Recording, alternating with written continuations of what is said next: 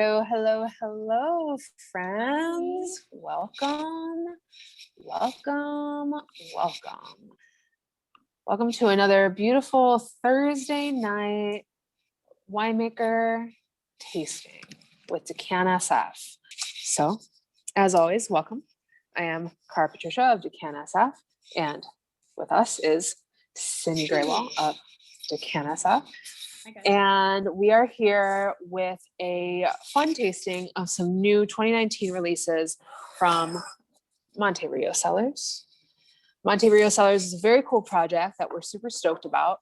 And with us is Patrick Cappiello, sommelier to the stars. We've been tasting a lot today, yeah. And winemaker extraordinaire. And winemaker extraordinaire.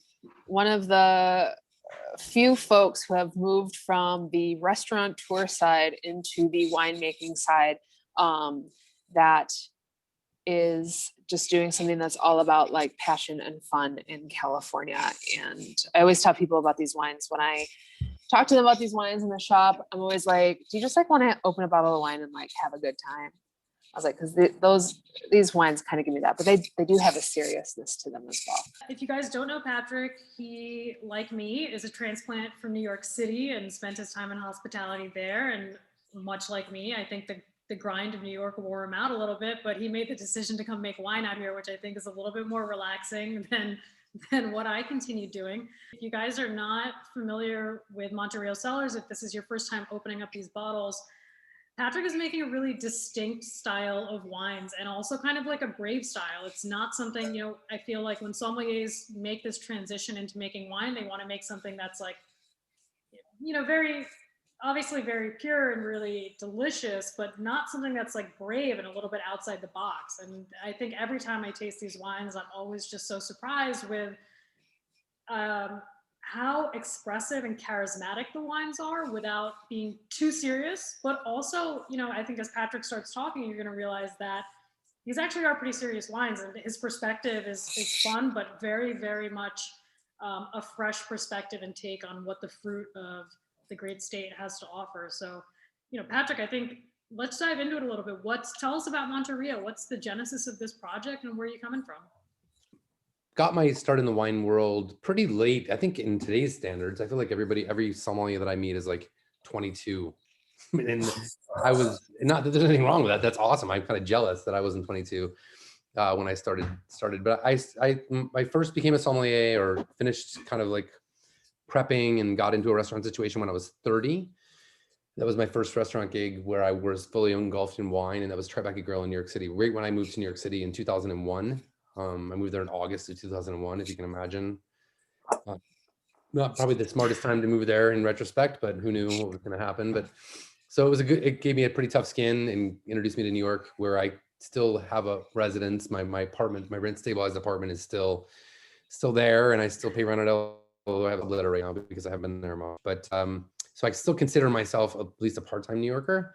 But after Tribeca Grill, I went to a restaurant called Veritas, where I was a sommelier, which was a kind of an epically famous wine restaurant in New York that existed for many, many years. And then after that, I got a job at Hilt, running the wine program from my first program that I actually ran on my own, as opposed to working under a wine director. And that was in the New York Palace Hotel. Did that for 4 years. And then when that closed, I decided to open or consult with a chef friend about a restaurant he was opening, and then eventually became a partner at. That was Pearl and Ash. And then we opened a place next door called Rebel. So at that point, this is 2016, I was owning 2 restaurants and building a new one in Philly, feeling really good about things. And then just some stuff happened that wound up closing both of the restaurants in New York. And I was feeling super deflated and didn't really know what to do. And my best friend is a guy named Mahle, who you may have heard of here in Sonoma County. He has Pax Wines, used to have Wind Gap Wines, which is no longer, and made a few other wine projects, Wild Farm and Agarda. But so at the time when my restaurants were closing, Pax was ending his relationship with Wind Gap. And then of course, Wind Gap as a whole collapsed or went away. So there was an opportunity for me to actually do some winemaking in the facility. And I'd always kind of wanted to. So after many an intoxicated conversation with Pax, we finally decided we were going to go ahead and give it a shot. So I had to kind of try and figure out what I wanted the wines to be. And it's been a lot of learning. I would say our first vintage was 2018. We made 3 different wines in 2018, very polarizing wines in retrospect. But we've shifted every year and continued to grow. And, you know, for me, the winery for me wants to be a couple things. I mean, value is the number one thing. And I think I never understood when I was buying wine as a wine buyer why there weren't California options that were like in that price point that you could pour by the glass in a restaurant, or you could buy in a retail store for 20 to 25 bucks. There wasn't many options. And so I figured, well, that's what I should do. So I made this broad statement that I was going to do this, and then very quickly found out it was a bad idea because making wine in California is really expensive, but we stuck to it and we figured out ways to make it work. I mean, you know, it's really what drove us to Lodi and what's now become, I think, an exciting appellation. You know, I think we were by no means the first people to go there. I mean, Brockway from Brock Cellars was one of the guys who introduced us to one of the vineyards we work with now. Obviously, Tegan from Sandlands and you know, the Bedrock Boys. All those guys were out there already engaging in some of what was happening. And Martha Stoneman, who's you know works here in this facility with me, who's become a big mentor to me and a big part of what we do from Monte Rio, she really was encouraging for it too. So finding that area where there was old vines, which is probably the other, I think, thing that you can take away from this, the other thing we like to work with, and also in a climate that still kept wines that retain their acidity. And that's the thing about Lodi that people don't think of. People just assume it's so, like thinking of it, you think it's Central Valley, it's hot, which it is, but Lodi gets very, very cool at night, which is one of the ways that these wines retain their acidity. We don't acidify any of these wines. And it was the thing after the 2019 vintage when we made it, Pax was tasting the wines and he's like, man, I'm just so shocked. I never would imagine that Lodi fruit would retain such great acid. And it's been a consistent for us. So that's the thing that excites us. The third thing outside of value and old vines that we try to do is to make wines that are fresh and approachable young. Not that they don't have the ability to age. I think that these wines can age, and it'll be interesting to see as they do. But so we employ all whole cluster and a lot of carbonic maceration. So if you don't know what carbonic maceration is, and I feel like I often reference that when I do these things and I don't think about explaining it. Basically, it's when you have a whole bunch of grapes and you put it in an anaerobic environment, so a totally sealed environment. Usually you gas it to take the oxygen out. And what will happen if things are in the right situation, and sometimes you have to influence with temperature. And what we do for that here is we actually take the sealed bins and we put them in the parking lot and let the sun, you know, blast on them, which warms up the bunches, and then fermentation starts to happen because that yeast is naturally there. We all natural yeast ferment here. Yeast is not allowed in the facility. We don't inoculate anything. So as these fermentations happen, basically it's like intercellular. It's like little fermentations happening into each of these grapes, which are then exploding and then releasing gas, which keeps them protected. And little by little that's happening. And then after about 10 or so days, you open it up, you drain all the juice off of it, and then you press the grapes that are left, and then you keep those two products separate, which is another cool thing about carbonic or semi-carbonic, whatever you want to call it, is that you have free run juice and you have pressed juice, and then you can really make a decision about how you make the wine the best that you can. So it's almost like an opportunity to do blending with a single varietal, which you can do. I mean, you know, if you do foot crush, you can pull the juice off, but it's not as intense. Do you feel like you need to do carbonic more in a place like Lodi because of that heat and UV is creating like a denser tannin quality with the wines? Or is it just like you just want something that's like kind of fresh and poundable at the end of the day? I think it's probably a balance of the two. We've done some foot crushing experiment stuff with some of the wines, and honestly, there's not a huge difference. I think the wines have a little bit more kind of a firm texture. Whole cluster is the key, though. I think when you take the stems out of the situation, you inevitably are headed down a path of structure that with an area like Lodi, I think is just going to produce heavy, you know, kind of cloying wines. And, you know, I think Lodi is already kind of known for that because the recipe in Lodi was late harvest, you know, 15.5% alcohol, like take advantage of that heat, take advantage of that sunshine, put it into new wood, like make it super oaky and dense. And it's like, that's the reason why Petit Syrah, and we don't have the Petit Syrah, but my Petit Syrah is all carbonic. It's old wood élevage. It's racked up into stainless early. It has like, it's 13% alcohol, but just like the Zin that you're tasting from Dry Creek, same sort of thing. Like the Grist Zin is a great example of that as well. If this is an area where Dry Creek Zinfandel, you think of like Raffinelli and other, you know, classic producers, but producers that produce dense wines, they destem, like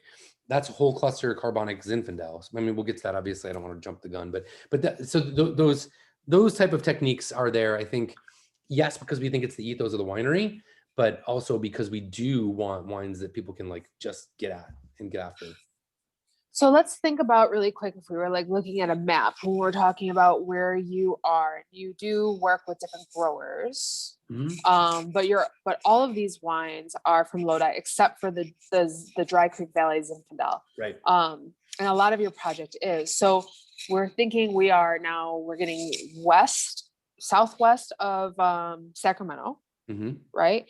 And you have the big Sacramento Delta. And you also have like just a ton of farmland, but then you're getting up into the Sierra foothills, right? So like where are we if we were going to drive out to one of these vineyards? Well, I mean, Lodi is there's a town of Lodi, which is kind of a scary town. It's like a David Lynch film, but it's interesting. And in the vineyards, I mean, Lodi is a very flat area, like it's the Delta, so it's super flat. But there's a river that runs through Lodi, and a lot of these vineyards that I work with are on the riverbanks, which is good because it's one of the things that adds a cooling element to the situation. Also, like a lot of Central Valley agriculture, there's a lot of flood irrigation that happens. My vineyards are not flood irrigated per se, but like the Mission vineyard we're tasting, every year it floods. Like when the rains come, it floods, and that's a dry farmed vineyard. It's a vineyard planted in the 40s. It's been organic since the beginning. Head trained vines that have been dry farmed as well. So to find a dry farm vineyard in Lodi is extraordinarily rare. But one that's that old is pretty unique. That vineyard it's like the third oldest Mission vineyard in the Central Valley. There's another one up in Placerville that's like 1886. That one's planted in the 40s. Used to be a vineyard called the Disney Vineyard because the guy who planted it bought this estate and planted this vineyard. His house is kind of up on this embankment. You walk down this embankment towards the river, and it's just this amazing area of these vines are like 10.5 feet tall, but just gnarly. The tree trunks are like this big, or the vines are like this big, like tree trunks. It's really wild, yeah. So, and it's old, like gold mining country, and sort of the grapes kind of followed the folks who were moving here. Yeah, I mean, the reason why it's called Mission is it was actually an affectionate name that the locals gave the grape varietal, because it's actually País, or Lista Negra is the other, that's the original Canary Island varietal. And then when it went to Chile or in South America, it's called País. And then when those plantings came up the coast, all the locals saw the missionaries planting this grape varietal, and they just called it Mission. They actually call it Missions, which is the old farmers, if you talk to them, like the Missions grape. But that's how it got its name, Mission. I'm glad you brought that up, because that's one thing. So for wine number one, everybody are noticing this kind of like very light red wine, and Lodi Mission. And you don't see a lot of Mission. You're starting to see certain producers play with it. I know like Abe Schoner is a big fan of it down with his Southern California property.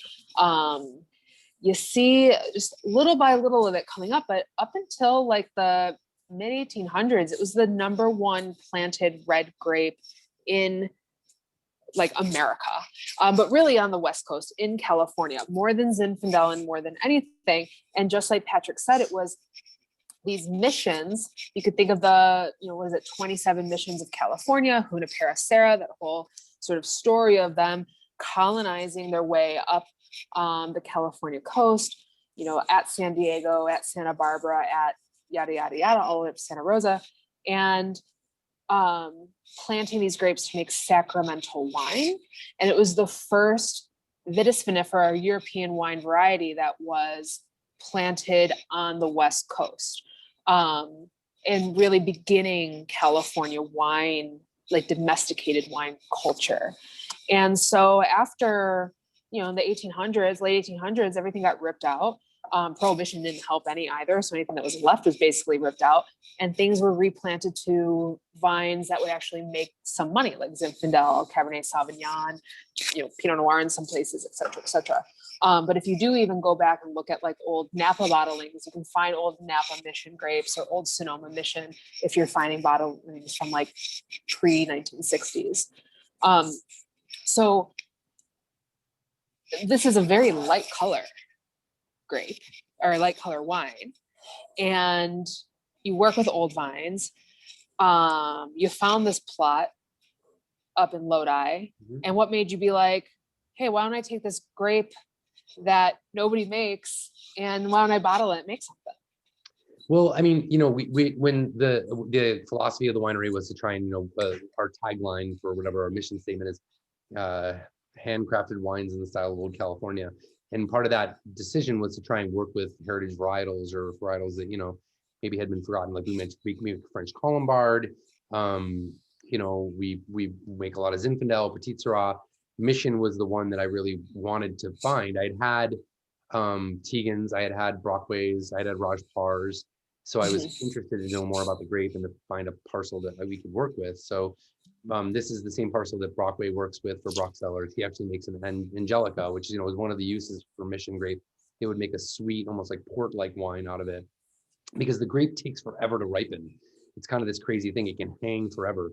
And it, you know, like I think that Brockway harvests is like late November for the Angelica that he makes to get the sugar level up that point. But like we harvested this in 19, we harvested in, I think August 13th, or sorry, October 13th, wow. So pretty late. And it was still like 22 bricks. I mean, it's only what does the label say? It's like 11.5% alcohol. 12 exactly. 12, yeah. So that would have been, about 22 bricks.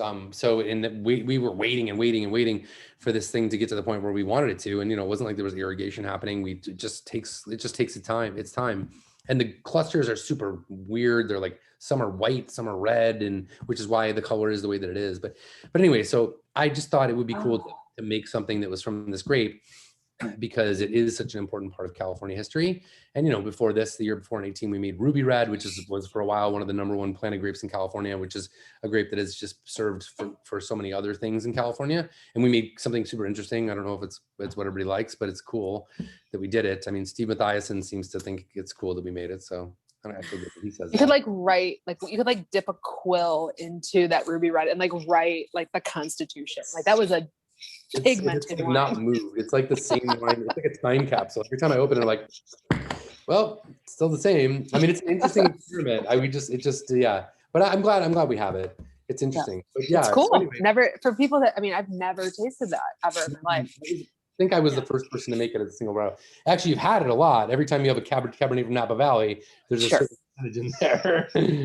Yeah, and it's just for anyone who doesn't know what Patrick is talking about, so there's a grape, Ruby Red, spelled R-U-B-I, right? Mm-hmm. Red. Mm-hmm. And it's a highly pigmented red grape that I didn't even know this until Patrick really brought it in. Like I had heard about it, but until he brought his bottling in last year, I had never seen just Ruby Red or known that I was drinking any form of Ruby Red. But it's a grape that is kind of so under the radar to some extent that it is snuck into some of those really large production California labeled red bottlings.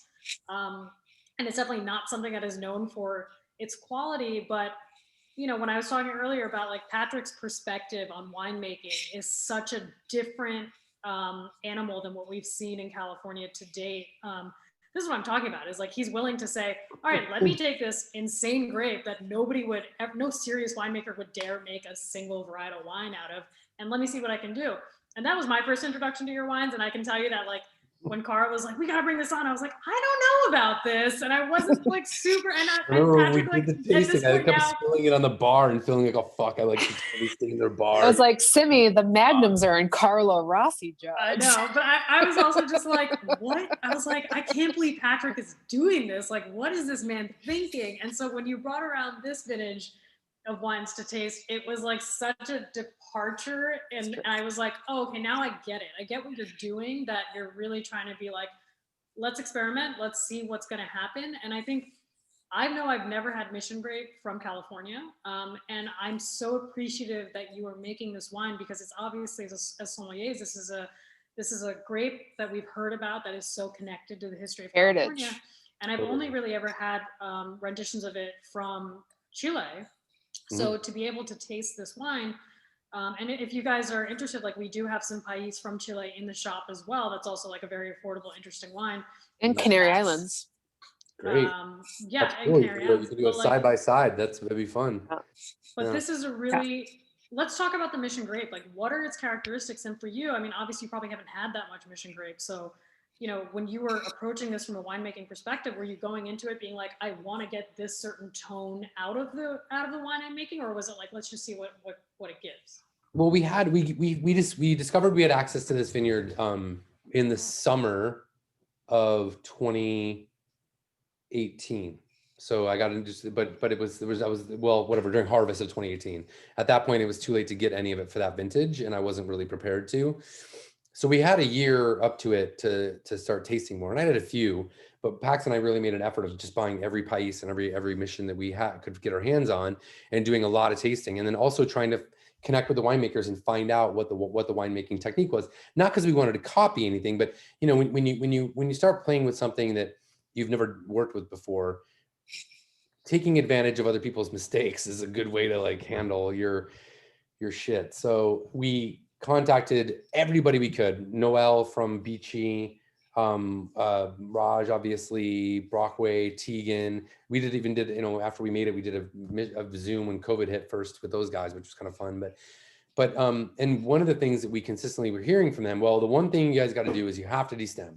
Don't try any of that carbonic shit you guys do. You have to destem the fruit. So of course, Pax and I are like, well, fuck that. We're gonna make carbonic. Nobody's gonna tell us what to do. So we did, and this is, I mean, Pax took a part of the lot because he made it for his winery too. He made a Pax mission as well. He did some foot crush on a couple bins and did a tank with foot crush that I didn't use. Mine's all carbonic because I really wanted to see what that expression was. And honestly, like, you know, the wines are different in his mind, but they have very similar, you know, spirit to them. Obviously, same pick and same winery and same intent, but the grape itself is very tannic. That's the one thing that we learned early on. And it seemed like often we would have wines that tasted underripe. So we didn't understand that, but now we do. It's because it takes so long to ripen, and I think people get impatient. And I think also there's a when you taste Mission from cooler climates, the wines just seem a little disjointed. There were a few that we had from areas that were much cooler, and they just didn't seem to have the level of intensity that the ones that we were tasting from warmer climates were, especially from Mexico, which were probably the ones we enjoyed the most. But yeah, so we just did that level of research, and then, you know, the truck pulled up with the fruit, and we were like, well, let's give it a go. You know, we did 7 different fermentations. So concrete warm, concrete cold, stainless warm, wood cold. And then we did one parking lot ferment that was just sealed up and we didn't touch. So we were able to, and we pressed everything separate. We put everything in separate barrels. We were able to see how everything aged, and we have kind of a cool, you know, now sense of what is what. And now we can really say, well, these were the ferments we were most happy with. But in the end, putting everything back together was kind of what we felt the coolest thing. I used the Mission for 2 things. I made this bottling from it, and then I made a red wine, which is a blend of Mission and Petit Sirah and Zin that I used it for as well. So it was cool to kind of see it also integrate with a blend, because it does add like this cool aromatic lift. And the thing about Mission, it smells very like almost a marl. Like it smells like Campari almost. Is kind of the thing that I always get from it, like that orange rind, like Totally. And that's a common thread with every Mission, every Pais we had. It has that kind of zesty, you know, orange skin kind of thing to it. And then, you know, levels of tannin after that. Like it's just some are more tannic than others. I think by keeping the wines carbonic and doing whole cluster, I think we helped the wine retain a little more acid. All the winemakers we spoke to are like, no, if you do that, you're gonna have stem tannin, which, you know, Pax is not a big believer in stem tannin. And I've learned from making wine with him that, yeah, it can exist, but for the most part, it's not something you should stress so much about. And yeah, I mean, you know, that wine is tannic, but it's not like punch in the face tannic. No, not at all. It has the grip that you would like out of a carbonic wine, so it doesn't just feel like you're just drinking Kool-Aid. Like it tastes like wine. Right. I think that's a really, really cool wine and a really cool story. I love that so much. Thanks. Actually, one of the interesting things was with this tasting, like we ended up having to like kind of cut our pack short because all of a sudden, like everybody was buying all the Mission, and we're like, no, we need some of that Mission for the class. Yeah, there was But, that article that Andre Mack wrote like 2 Oh. weeks ago that came out that now all of a sudden the Mission sales went off the roof, which was really nice. That would make sense, because 2 weeks ago, suddenly people were like, do you guys have this wine? I was like, yeah, but how did you hear about it? And It was why? in So then we had to take it off the shelf and hide it. That's I crazy. know. Yeah, I Yeah. know. But the 2020 comes out, and we're bottling the 2020 in 2 weeks. That'll always Well, be a now surprise. 2020 is going to be something we're going to want to talk about before we deep dive into the year that was 2020 with everything. I do want to move on really quickly to the Grist Vineyard Zinfandel. Great. We have carried Zinfandel from Grist Vineyards before from Aaron Jordan with his Day project. Mhm. So we really, I mean, this is such the fruit from this vineyard is just so gorgeous. I'm a big fan of being able to try to have yours. Yeah. Can you tell us a little bit different, something a little bit different about what it's like working with Lodi fruit and Lodi Zin and Lodi Primitivo with working in Dry Creek Valley and Sonoma? Yeah, I mean, so I have a connection to this vineyard in the fact that it's owned by a friend of mine. That's the reason why I have it. I would have never intentionally done it. Basically, Woody in Hemrick, he does a project called House. He used to be Elysian Vermouth. His family has had the vineyard since the 40s, I think. I think his grandfather bought it. And I've spent time in the vineyard. He got married on the property, so I know the property really well. Have cruised around it, probably a little too intoxicated on a 4-wheeler, on a 4x4, on a 4-wheeler. So yeah, it's a common. I have spent a lot of time up there with Woody and Helena, his wife, and their kid. It's a beautiful, magical place. It's one of the highest elevation vineyards in Dry Creek. So like when you think of Dry Creek Valley, you think of Valley Floor, you think of that structured Zinfandel that comes from that area. It's obviously well known for Zinfandel.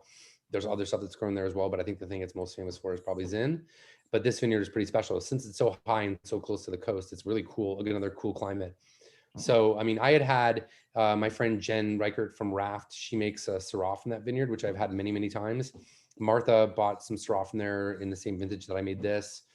Yeah, so I started getting a chance to taste more and more of the vines, and every time I would visit, Woody's like, "You're gonna buy some?" And I'm like, "Well, dude, our wines cost $23 max. Like, how am I gonna make this bottle of wine?" He's like, "Yeah, we'll work it out."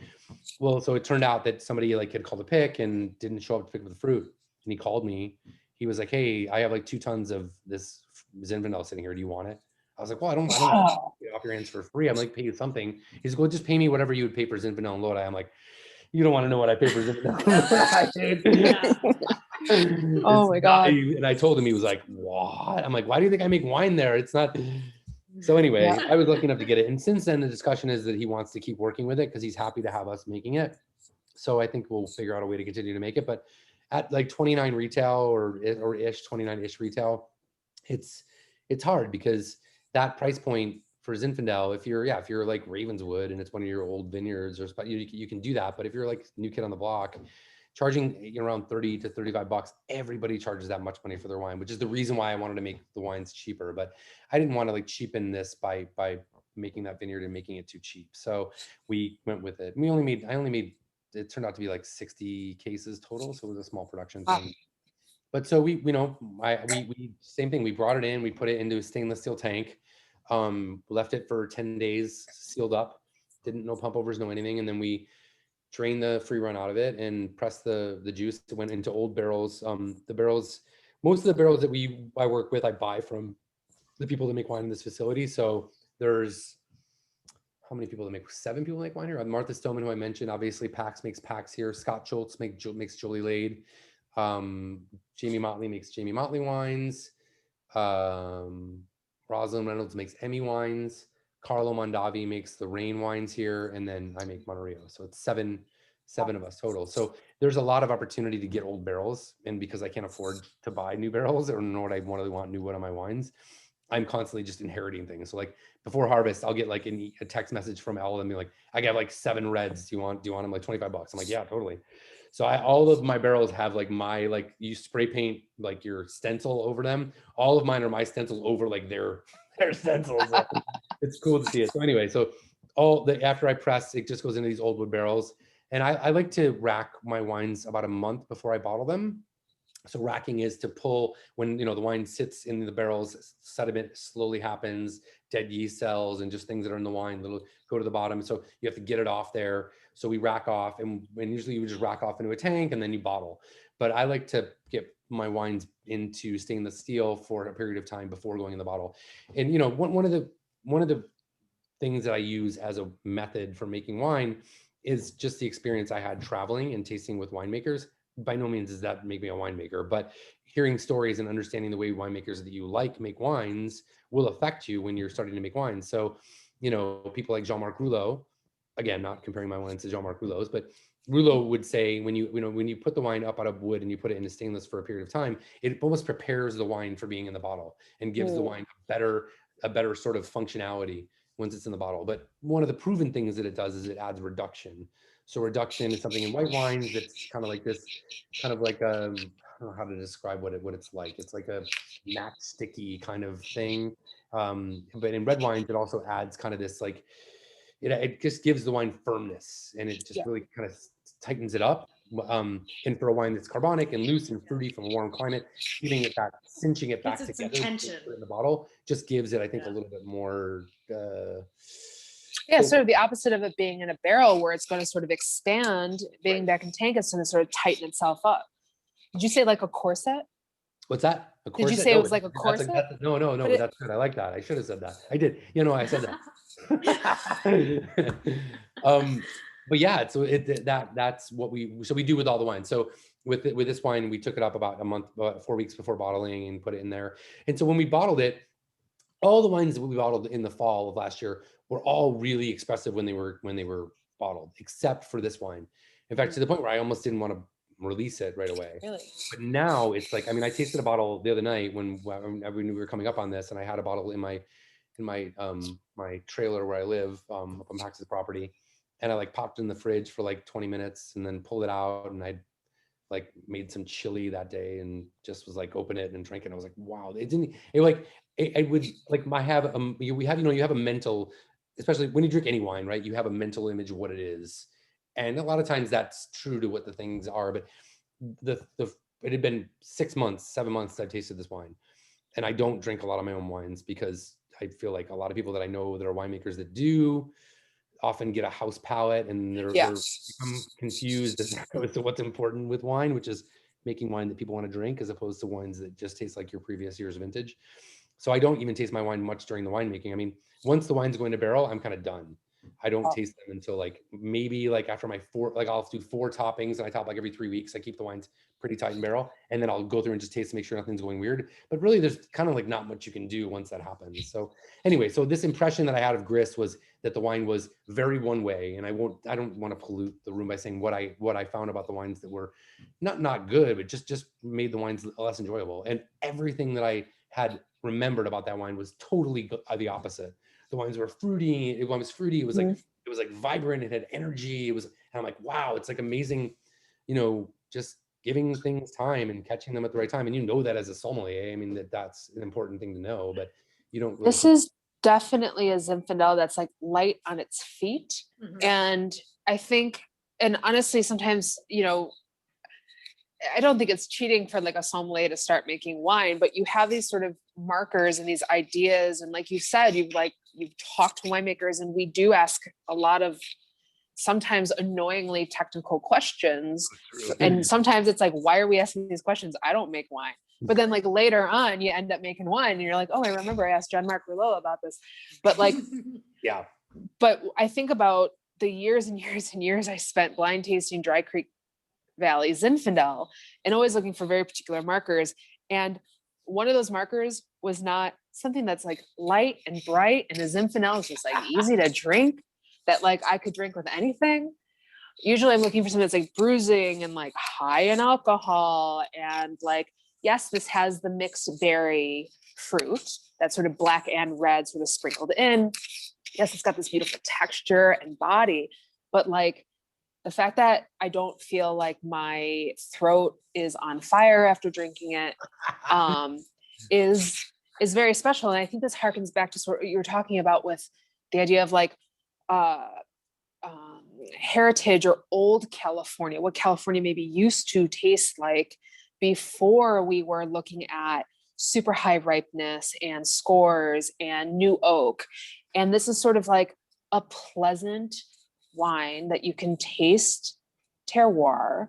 It has a sense of place. This is, I mean, obviously 100% California, but California in like a, I don't mean to use the word natural way in the natural wine sense, but in like an au naturel sort of Sonoma, California feel to it, which has no makeup on, which I think is really beautiful.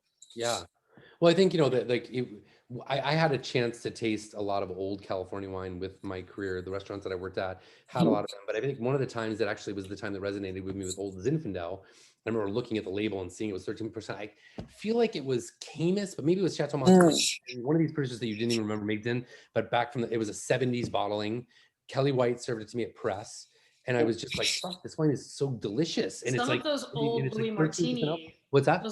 Some of those old Louis Martini wines I've had from the 70s. Like, great. Yeah, like I remember once I opened a bottle, I think of 74, and I was just like, holy cow, like this is Zinfandel that you just don't know. And so I didn't know Zinfandel could age like this. This kind of going back, like even old Raffinelli, you know, old Raffinelli has that kind of quality to it. And I think I'm really happy to see somebody trying to, you know, claw back and get some of that spirit into the wines again. Yeah. Zinfandel can age when it's not overblown in all ripeness and all alcohol. It can age like, I hate to say that, but like Burgundy or like a really beautifully well-structured Cabernet Sauvignon, like as long, like a Bordeaux, like as long as it is treated right in its youth, I feel like it can go for days and days and days and it won't fall apart. But you never see that in its youth. You see these bruisers that come out, and it's really beautiful to see the sort of producers like yourself, and there's some other producers that we really love too that are kind of like turning the corner on Zinfandel and being like, this doesn't have to be a punishment to drink. It's true.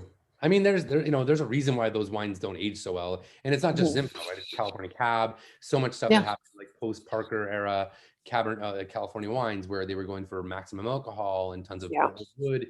You know, it's that syndrome of like, that's what's that saying? The candle that burns twice as bright lasts half as long. And, you know, and the funny thing is, you know, the old Martinelli wines, you mentioned those. I found out from Kelly. I was drinking some Barbera from them at Thanksgiving a few years back, and I sent the picture to Kelly White, and she's like, "Oh, that's actually primarily Petit Syrah that was in that vineyard that they called Barbera. So if you ever have any like 70s, 60s, 70s era Louis Martini Barbera, it's actually mainly Petit Syrah that was in that. It's crazy. Yeah, so nuts.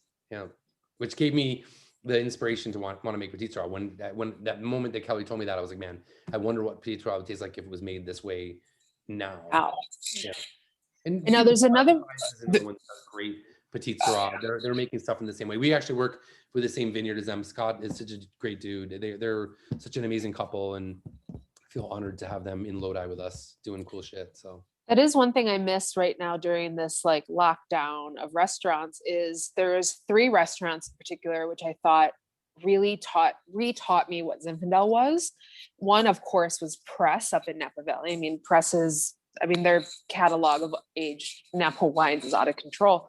But then also Single Thread up in Healdsburg and Lazy Bear here in San Francisco. And Lazy Bear had a very, every time I went there, luckily enough, because Soms kind of treat Soms pretty well. Every time I went there, it was like one of the Soms being like, hey, we got this, 79 or 76 Zin open for the pairing menu. You want to splash? And I'm like, yeah, more than anything, I want that.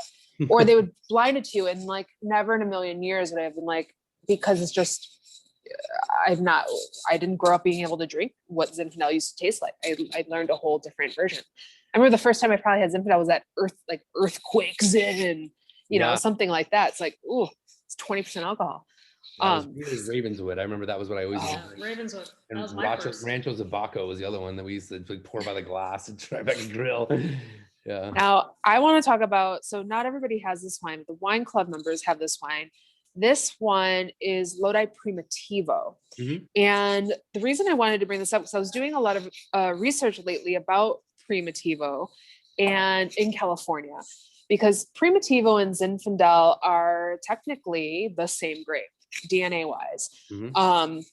Of course, we always talk about different sort of clonal material, but Primitivo is basically what Zinfandel is known of when it's, you know, indigenous or has been growing in Italy for a very long time, in Croatia and Hungary. And there's whole other names that if I said them out loud, it would just sound like I was talking about a superintendent of like my apartment in Chicago. But they're very Slavic names. Yeah. But Primitivo and Zinfandel, while being the same grape, I was learning that in California, you can't use it just as a synonym, even though they kind of are a synonym of each other. So like legally the TTB or whatever governing board is like Primitivo and Zinfandel, you can't just be wishy-washy and use whatever name you want. Right. So how come this is Primitivo and this is Zinfandel, even though technically they're the same grape? Right.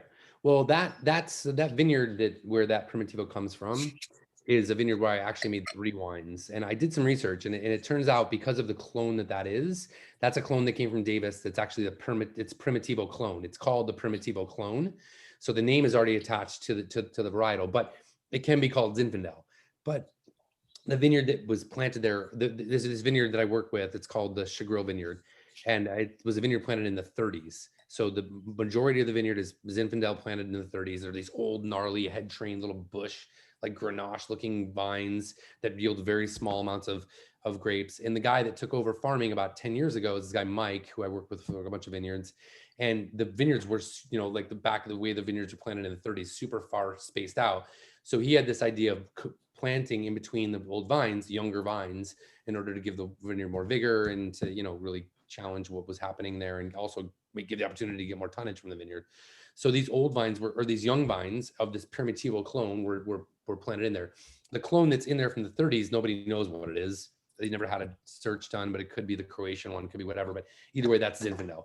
So we were harvesting the young vines for the intent of making rosé, which we make a dry white Zinfandel.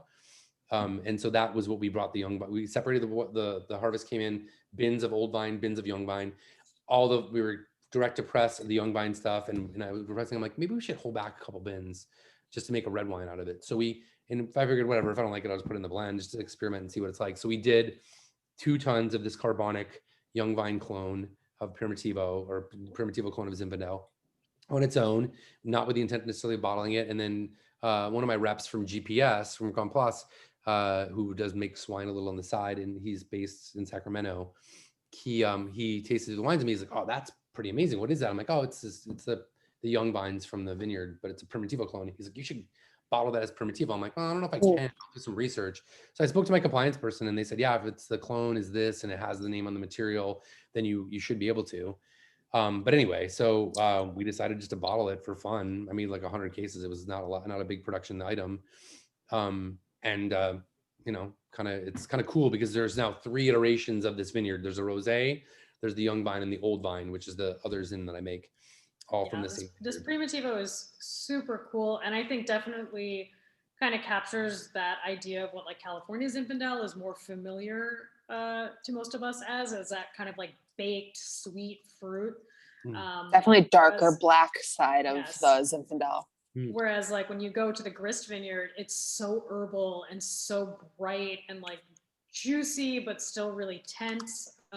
It's so interesting that these are like theoretically the same grape, but 2 totally different locations. And I think the fact, like, you know, again, you just approaching stuff from this very kind of let's see what happens standpoint is super cool to just be trying. And like, you know, at that price point, I think that's it's awesome. It's so much fun because like, when do you ever get to try?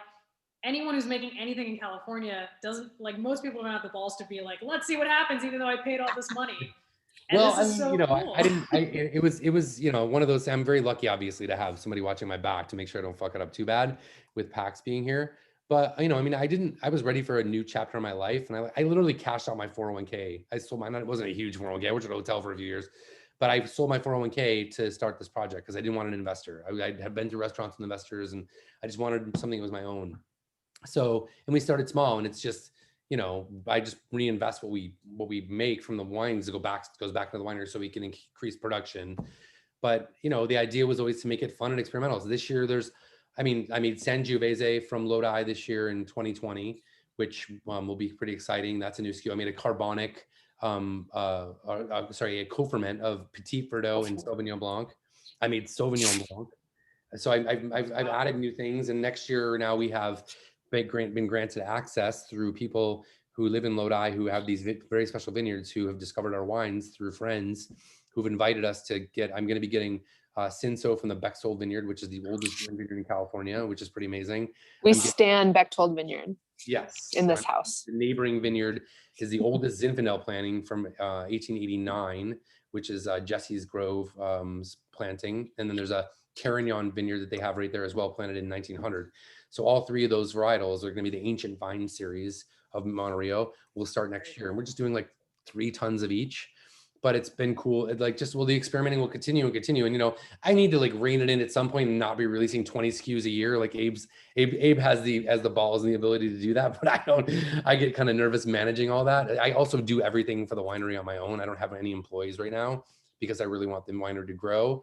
I don't pay myself. I'm just living off of side gigs and whatever I can do to pay the rent. Like I said, I live in Pax's trailer, so I do what I can do to curb things. But my goal right now is to just continue to make delicious wine that's affordable and that people are excited about. That's really all we want to do. Because I feel like it's been sad that we've been drinking a lot of French wine or like Spanish wine or whatever we need to do when we go to a wine store when we want to have a Tuesday night bottle of wine and not spend more than $25 or $20. Yep. You very rarely lean into California.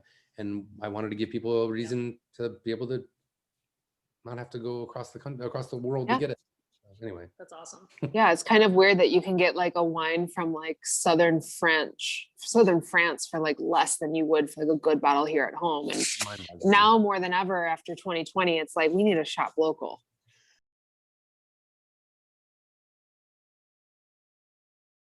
I also wanted to ask how the recent fires had affected you and any thoughts on how that's changed the wine profile. Yeah, I mean, it was a mess, like it was for everybody. For me, I fortunately fared a little bit better, well, much better in all things considered, because my vineyards are, like I'm not making Grist this year because, like, if you look at Woody's Instagram, there's a picture that he has of a Cal Fire plane going over his head, just dumping like fire retardant on his vineyard. So he, luckily he had crop insurance, so he's okay. But smoke taint, what we're figuring out, and we're learning obviously more and more every year about smoke taint and how it works. One of the things, there's a couple of things that are factors of whether or not a grape gets smoke taint. And smoke taint is literally when the smoke goes through the skin of the grape and becomes part of the actual, berry, and then the juice as a result. And what it tastes like is smoke or very muted flavors or like finishes. And there's examples like 08 and 17, plenty of times were affected, but not so much on such a large scale where literally every appellation was screwed. But what they realize is that after the testing is that the age of the smoke is the thing that's the biggest factor. And after a smoke is 24 hours, essentially it's like almost not effective of a vineyard. So when we were dropping bins in Lodi during the fires for these picks, it was smoky. But the one thing Pax and I noticed is it didn't smell smoky. You could see the smoke, but it didn't have that smoky smell. And what they've discovered is that basically the distance that the Lodi was from the fires and the wind patterns, the smoke was well over 24 hours by the time it got there. And they've done tests on Lodi fruit, and there's been essentially no instances. I can send anyone who's interested, I can forward the article that was forwarded to me by my farmer of all this testing they did, because Lodi is pretty progressive. I mean, there's a lot of grapes in Lodi, and there's a lot of money behind it, and there's a lot of people that are interested in the bettering of Lodi, and they've taken a liking to me. Randy Caparosa, who's a journalist from Lodi, who's a good friend now, has introduced me to a lot of vineyards. And so I think it's cool to see they're so proactive about it. But I was lucky. I've tested all my fruit, all my 2020. Nothing is smoke tainted, which is amazing. But I will say the negative effect was twofold. Obviously, my friends who make wine here from Sonoma Coast Vineyards were affected because they basically didn't take wine because they didn't want to make smoky wine. Thankfully, a lot of those farmers had crop insurance, but now these wineries are going to be struggling because they're not going to have a lot of wine to sell and for them to pay their people. But the harder part too is for us to make the wine, because we do so much outside work here at this winery, because we're essentially an urban winery. We're in downtown Sebastopol in the Barlow. If you've never been, it's an old apple processing facility. But so the amount of work we had to do outside was huge. And, we're all wearing N95 masks, already wearing masks of COVID, but now wearing N95s all the time. And, working in a press and being on a forklift, all those things, it's dangerous. You can't hear people when there's talking to you, but having our interns who are essentially working here for a very small amount of money to learn how to make the winemaking experience, having them be outside was just something we didn't want to do. So we really learned how to do a lot of work inside, but it didn't really matter because there wasn't a lot of fruit being processed. So it was tough, like for all of us, hard to breathe, and, being out in vineyards for picks was all scary, and knowing that you're out, subjecting people to that. So we tried to really be sensitive about when we pick the grapes, waiting for clearing times when the smoke was in different places. So it was effective. And on top of that, you're also dealing with having to do the social distancing thing and everything like that during harvest. Yeah. Was there at any point in this 2020, like, where you were just like wanted to throw up your hands and like go back to New York? Every day I woke up, I was like, why the fuck did I want to move to California? This is crazy. I mean, I came here for a girl, but I was like, that she's no longer around, unfortunately. So, or fortunately, or whatever. But so, yeah, I mean, I was already like, okay, kind of the person I came here for and changed my life for is gone. So maybe I should rethink this. And then this happened, and I was like, fuck this. Yeah, it was not fun. And I feel bad for all these kids that came here. Everyone wants to work at harvest here, all these interns, because they hear about how much fun it is, because we do have a blast. And like, they would constantly bring up the fact that they felt robbed, that they came during the worst harvest that you could possibly. But that's also something, right? You come during the worst time, you survive it, you make some good juice, and then that's like, you do get a reward at the end, because it was not for naught, right? For sure. I mean, I feel proud that we stuck through it and we made it happen. And for every winery here, I think any wine that you have that comes from this facility, from any of those 7 wineries I mentioned, you're going to be happy with their 2020s. I think you have to be selective. I think, if a winemaker is putting their name and the vintage on the bottle, you got to hope that they gave it some serious thought before they did. I think, like I said, everything I've tasted that's been bottled here, it's all great. We definitely have sent a lot of stuff away. I mean, a lot of the winemakers that work from vineyards that took a shot have since sent them off to be distilled. And so that's the integrity. Yeah. So you get a lot of 2020 vintage and all of your isopropyl alcohol. And well, free. I do want to know, so you said that you are in a facility with 7 winemakers, and is this facility something that like the public can go to, or is it more of like a production facility area? Well, the tasting room for PAX is in the front of the building. The tasting room, which is beautiful, and now we have a whole outside area. Like, I can encourage you enough, especially with this great weather, come up and visit. The tasting room is fully open. Only PAX wines are available in that situation, but all the wineries can sell their wine online for winery pickup, and you can pick them up here. So if you want to make it part of your trip, and you could buy some Jolie Lade or buy some Martha. I mean, my wines, really don't. My wines are retail wines, so buy them from DECANTsf. But if you want to buy Jolie Lade or Rosalind's wines, you can order them online and pick them up here and do a tasting with PAX wines. And we're normally in the back, so hit us up and let us know. We don't allow anybody in the facility, but you can peek your head in, and obviously we'd love to say hello. But yeah, it's definitely an interactive space. And traditionally, that's the thing that's so cool about it, is during harvest, normally it's a very like celebratory experience. Pre-COVID, we would love people to come and visit, and we always were excited for people to do tours and have industry people or just consumers come and hang out. So there's that element, and that'll be back. But right now, I would say definitely come up to Wine Country, and tasting rooms that are open, try and support them, because they could use it. Well, we do have plenty of your wine here in the shop. However, he does make a lot of stuff that we don't have. So feel free to go to Monte Rio Cellars, monteriocellars.com, and check out everything else that he has too. Thank you so much, Patrick. And I do want to mention to everybody that there was not a lot of the Grist Zin made. In fact, we were only able to get a very small amount, but if anyone's interested in purchasing more and you don't see it on our website, just let us know, reach out, shoot us an email or DM us on Instagram, but let us know and we can ask if Patrick will send us some favors. Happily, But happily, this happily, Zinfandel is delicious, and I know, it's so and good. it's just getting better as it sits and opens. And actually, you mentioned chili, and I have some chili in the fridge, so this is a good plan for after I get off this call. Yeah, I'm gonna drink this Mission with my veggie tacos I have at home. Heck yeah, that Yes. sounds great too. Thank you guys so much. Be safe, and I hope to see you soon. Like I said, hit us up if you're coming up this way. We'd love to see you. If anybody has any questions, you feel free to email us and we'll make the connect. Thanks, guys. Thank you. Thank you well. so Thank you, much. Patrick. Bye. Thank you, everybody, for joining. Bye.